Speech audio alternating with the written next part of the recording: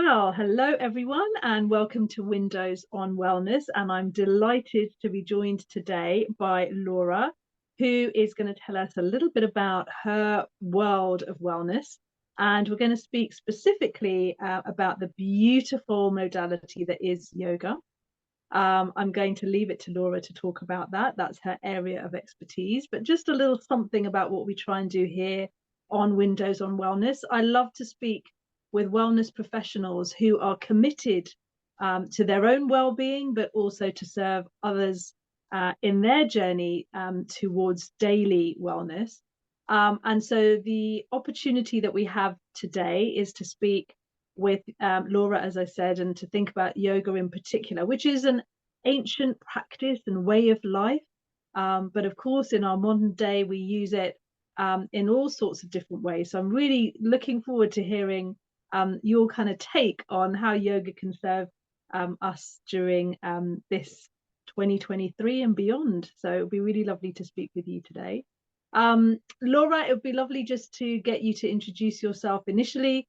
Tell us whereabouts you're based and anything that just gives us a bit of an introduction to you and your world at the moment. How are you? Great, I'm doing well. Thank you for having me, Shanaz. So I am Laura. I am a yoga instructor and I live in North London in Hampstead, which is also primarily where I teach vinyasa, but also I'm hyper focused on pregnancy yoga and postnatal yoga. Mm, So, back to your initial question of, how I see wellness, what that means to me. mm, What it all comes back to for me is yoga. So I'm very, very aware of my body. Most yoga teachers are. It's just how we're built and who we are. And so if I boil it down, it's really, happy body, happy mind, and those are kind of interchangeable. But I mm, need to have both of those to kind of feel balanced in my everyday life. I can really feel like if I've gone on holiday or something and I maybe haven't practiced as much yoga and pranayama, which is breath work, which is anyway one of the many, many aspects of yoga that maybe we can get into later. That if I haven't practiced as much yoga, but maybe I've taken a step back as like a mental break, but when I, come home, I can feel those effects physically, which start mm. to take a little toll mentally. So everything's a balance, everything in moderation, including moderation. But ultimately, it all comes back to the intersection of those two for me. Yes, brilliant. And so I often ask myself this question and anyone that I speak with, because I think um, we can focus in on wellness from, as you say, the body, the mind, the spirit. But we also have to think about that balance for ourselves and what that means. And what you've said that really resonates with me is to make sure that we're checking in with our own self, because we, after all, are the experts in our own being, right? And so it's all very well saying you need to do this and you need to do that. And maybe the only need is to know yourself and to keep an eye on how those things feel for you in the mind, in the body, and to become more attuned to when things feel out of kilter.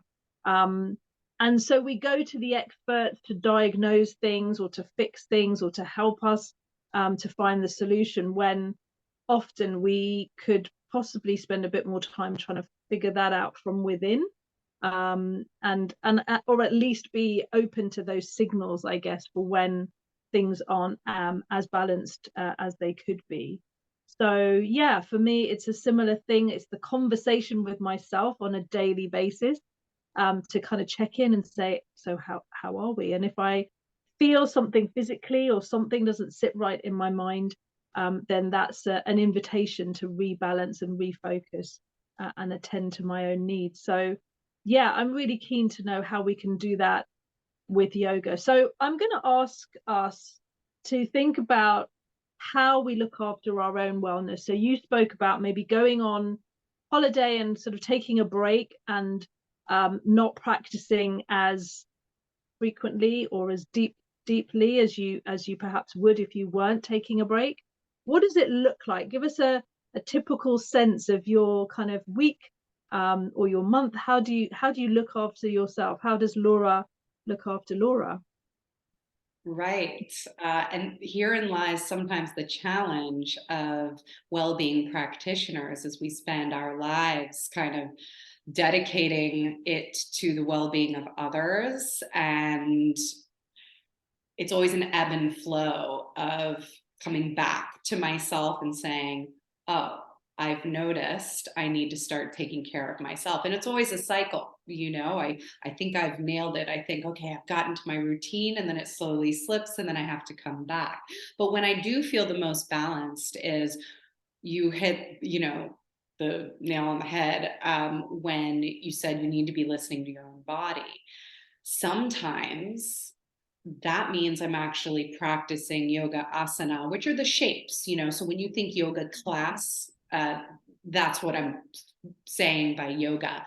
Maybe, you know, for a couple week period, that means I'm actually only practicing, you know, once or twice a week for an hour because I'm feeling a little bit low energy, and it needs to be a little bit of Mm. a slower pace, and it needs to be focused more on breath and almost a restorative style, you know, because a lot of other factors come into play. What's going on in my life?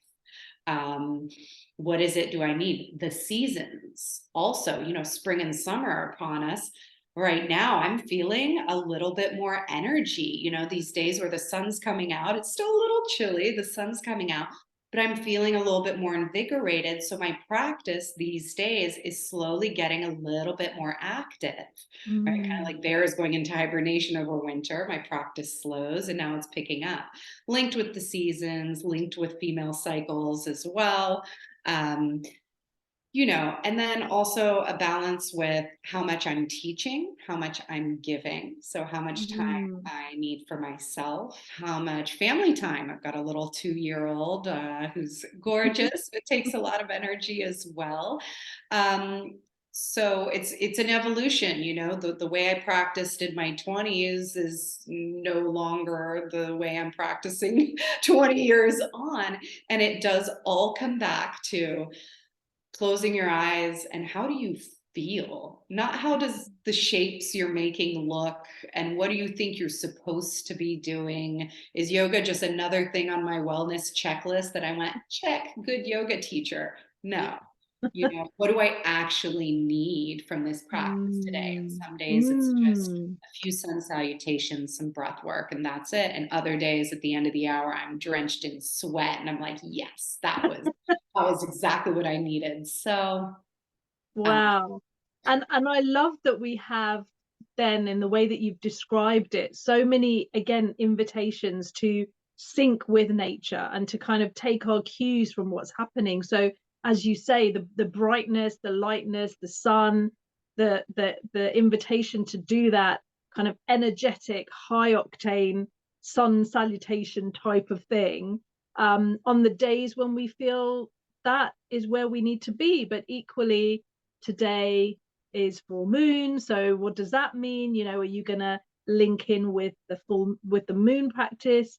But I really also, for me, when you spoke about breath work, so yes, we can be breathing, but how many of us actually take the time to say, okay, I'm actually going to focus consciously, I'm doing it now, on the breath. And the fact of doing some breath work and bringing in the pranayama practice is then kind of we're utilizing part of the yoga toolkit, right? Because as you said, 20s, 30s, like beyond, I'm in my 50s now, this idea that yoga is a way of life for life.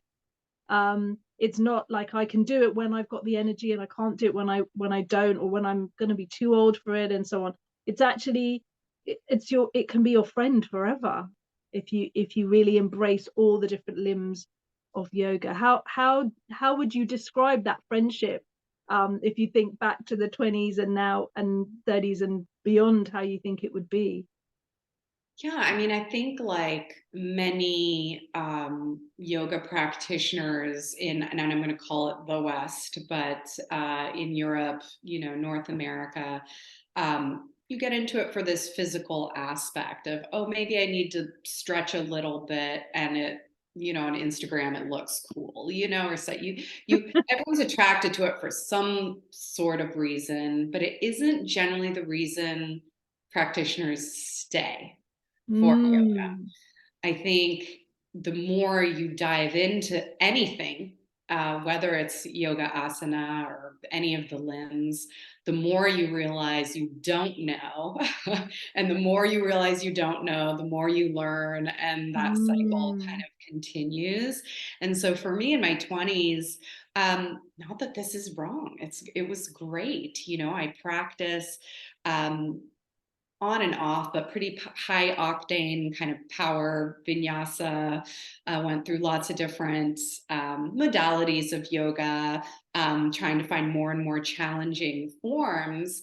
And then, as your career changes, your romantic relationships change, and I speak for myself. Your body also starts to change and needs different things. And the more you practice yoga, the more you have this ability to listen to your body. And I always say, as a teacher now, when I'm teaching a class, I know there are other yoga teachers in the room, even if they haven't told me, Mm. because they're the ones that are in child's pose in the middle of class, because they're the ones who have gone, you know what? It's time to back off for a minute, and then I'm going to join back up when I'm ready again. And so this Wow. is, a real sign of someone who is listening to their bodies, not on just a day or generally like in that exact present moment. And so that Mm. was my case as well, moving on and ultimately honoring your body. I say this a lot in class, but you're the only one who has to walk out of this room and deal with your body. So this is not a competition. You don't have to prove anything to me or even yourself, quite frankly. We're here for our bodies to feel good, ultimately. Mm. So what are you going to do right now that's going to serve that purpose, of the feel good that moves into your life and the rest of your life? And then, as the years progress, it is, I don't want to say maintenance, but becomes less about, for me, almost the ego of what I can do and what I can show you I can do, and really becomes, again, about what I Yeah. need, or about, in, again, a teacher capacity, reading the room. Obviously, if I'm offering a power yoga class, I need to offer a power yoga class. Yeah. If the entire room is really low energy, maybe today's going to be a little bit slower than usual. Mm. So also Mm. tuning in to the students and, oh, how does the average of everyone kind of feel here, and how can I serve that best? So Yeah. as much as like a yoga practice evolves throughout a lifetime, it'll evolve Mm. throughout the week as well, and throughout the actual practice. The moment. Yeah. And until you get moving, really, do you really know exactly what it is you need or how something feels? Generally, Yeah. I know I need a slower practice, but once I get moving, that's what really starts to tell me what I need. Yeah. Yeah, absolutely. And I think just moving, there's something magical about moving together in a class, because whilst it isn't, there's no, nobody's comparing or competing, but equally there's an energetic kind of feel, right? So you're kind of having that quiet communication with yourself, and also the vibrational energy that's in the room. I mean, I live for that, because it's the one time in a formal practice in a week where I've said, I'm going to do this as a social connection thing. And we've all agreed to be here. And whether we do, I love things like, bumblebee breathing, or, when we do when we do kind of things that are quite vocal, which you'd feel really silly doing on your own, perhaps, or at home or whatever.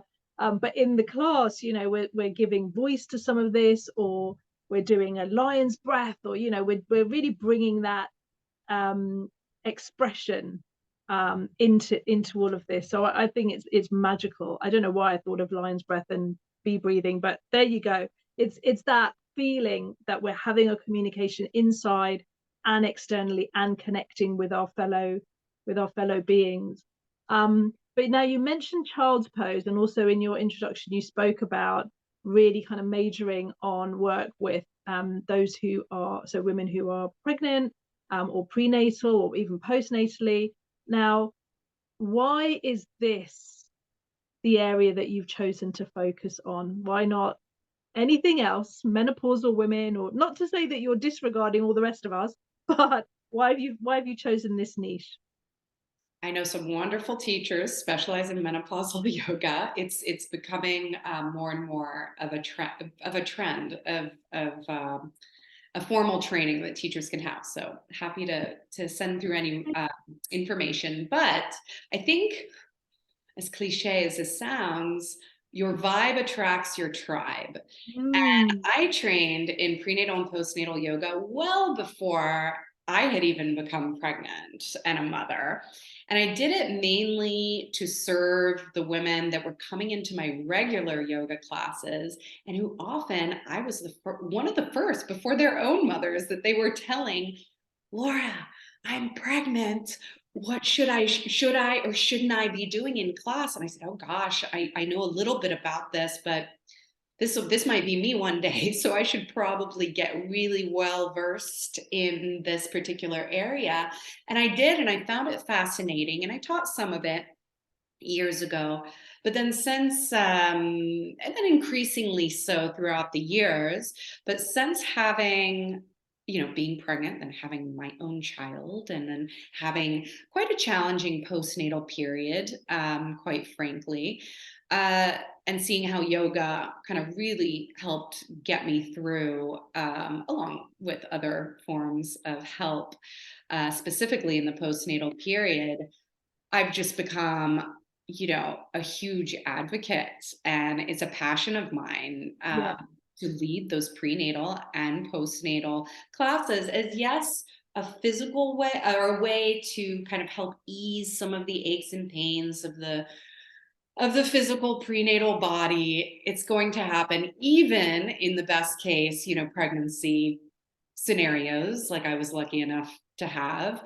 Um, but then also restoring the postnatal body. But a lot of it, coming back to what you're saying about community in yoga Mm, studios, a lot of this is a way for pregnant people and in the postnatal period, for women to come together, to meet other people in the same stages of life.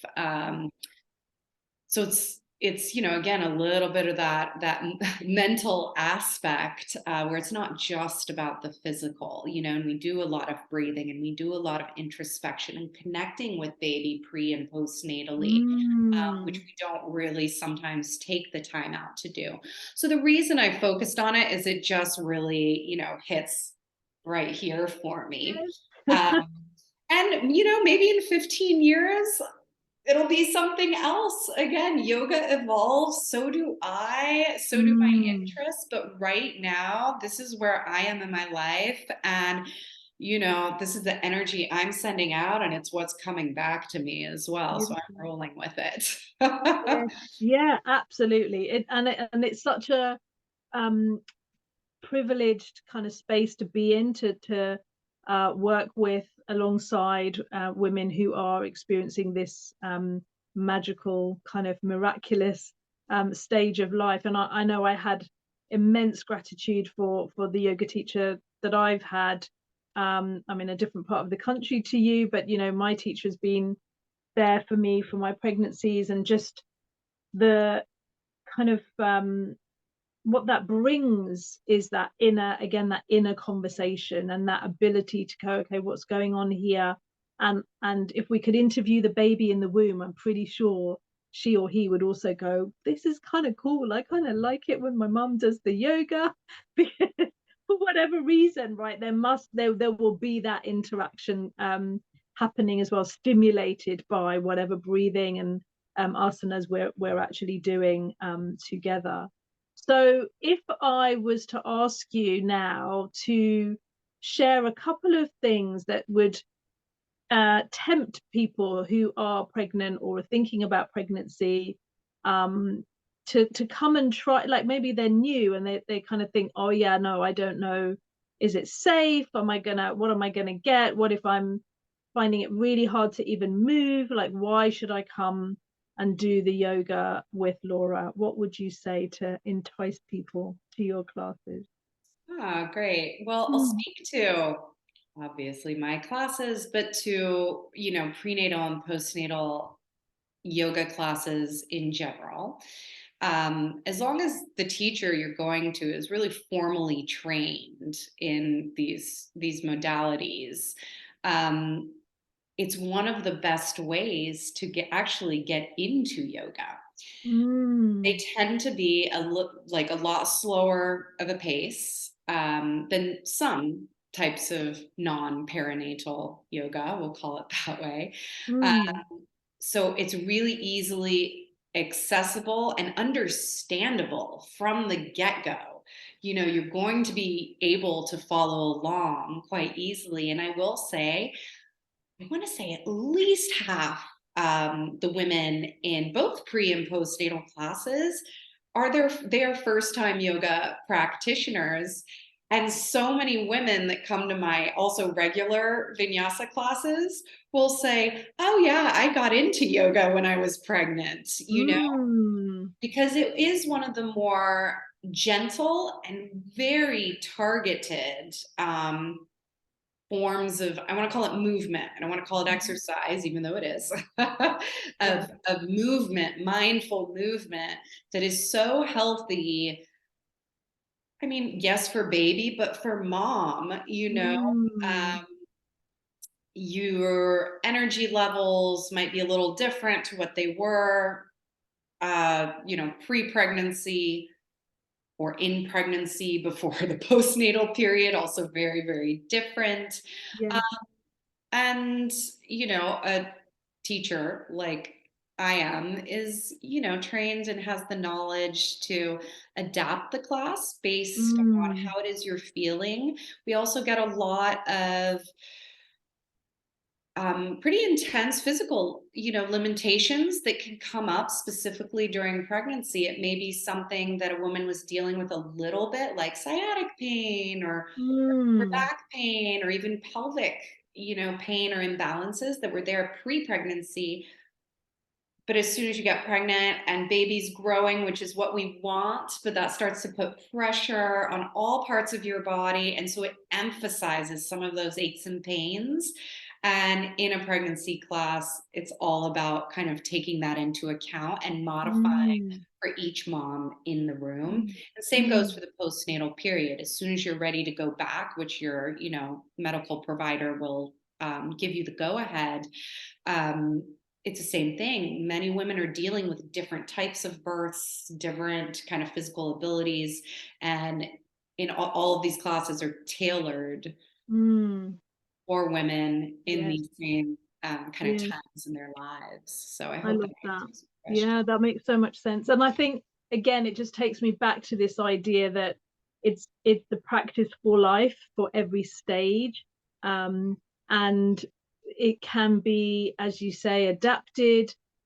People can think about what works for them, where they want to push their boundaries, but to be safe, having a teacher who's qualified and can guide you.